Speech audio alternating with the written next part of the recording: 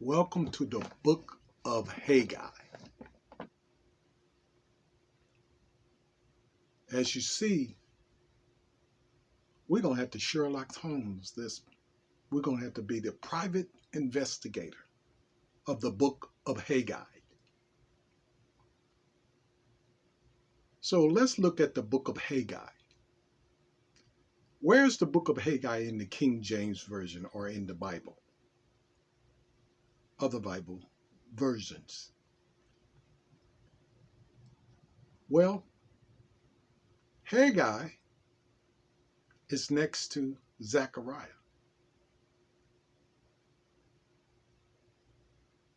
The next book is the 10th minor prophet book from the Old Testament.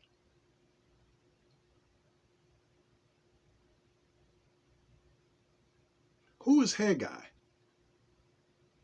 Haggai was a Hebrew prophet, if you will.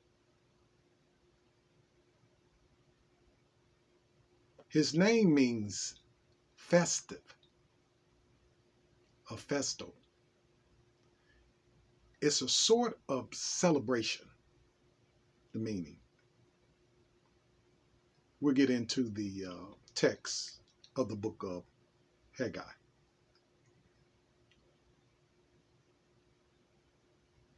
This was during the 526, whatever, BC, before Christ.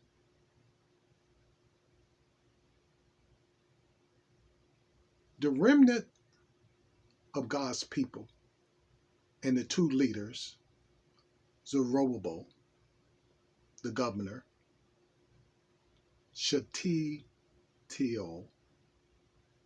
he was the son of Shealtiel, and you had Joshua.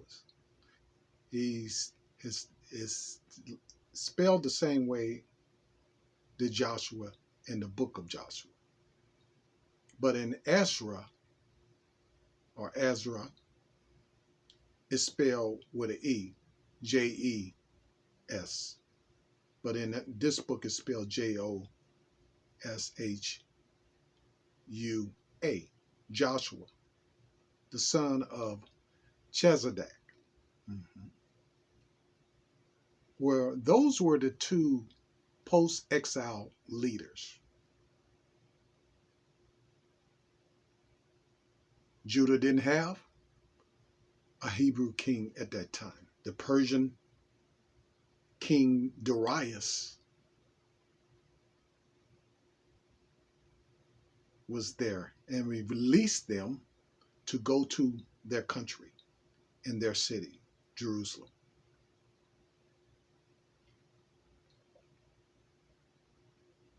When they got there, they got complacent.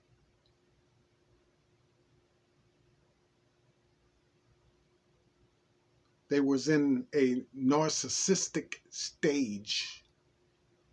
They were stuck on themselves. They were dwelling in their cedar houses. That's what they say, dwelling. They were hanging out there instead of doing the Lord's work, which is reconstructing the house of the Lord. Now, they had two leaders at that time, but they needed a prophet. And Haggai was the prophet that spoke exactly what the Lord had relayed to him. The Lord of hosts, they called him. God was called the Lord of hosts. Remember, Joshua was the high priest. Again, didn't want you to leave that out. I didn't want to leave that out. And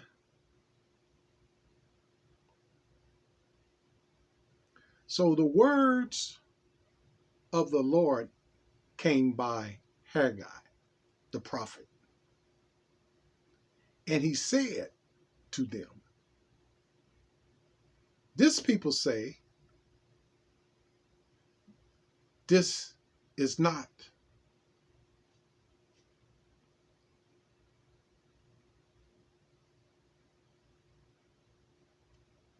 This time is not. That's what he said. They say it's so funny. This time is not come. And the time that the Lord's house should be built. That's what they said. The cedar houses that these people were in, very expensive. The wood was very expensive. They were not in cheap houses.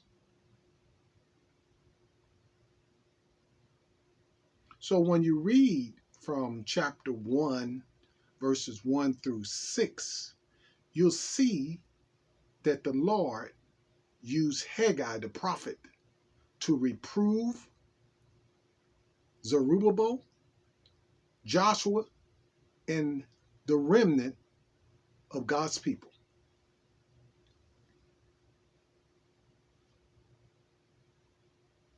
As I read, the word of the Lord came to Haggai again in the 4th verse, the 1st chapter. Is it time for you?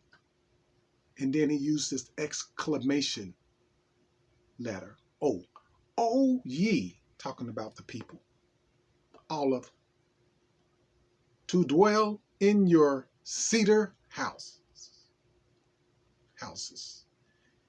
And this house lie waste, in ruins, in other words, talking about the house of the Lord, the temple. It needed construction. Verse 5 says, now therefore, and the word therefore means for that reason, thus said the Lord of hosts, God, the Lord, consider your ways. Now, when you look at the word consider, it means to reflect, or the word itself means some in Hebrew, but it is talking about reflecting on what you are doing in your ways. Does it line up with the laws that the Lord had distributed out to them? They had to look in the laws. They had to think about the laws. Now, these are post-exile people, people that were captive. All of a sudden, they lose the joy and the strength